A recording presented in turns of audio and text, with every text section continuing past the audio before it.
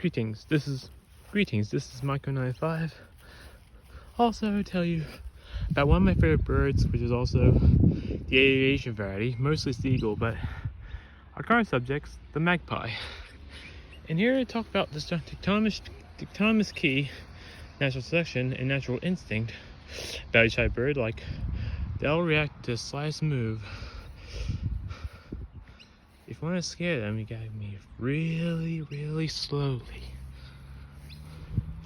Forest background music currently contains automobiles, trucks, and buses. And so the predator moves really slowly when creeping up upon its prey.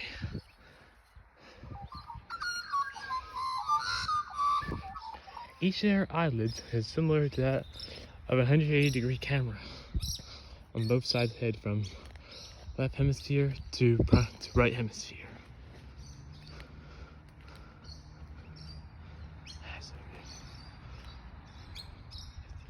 Predator comes by. Here comes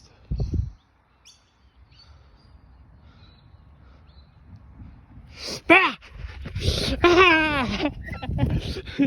April Fools!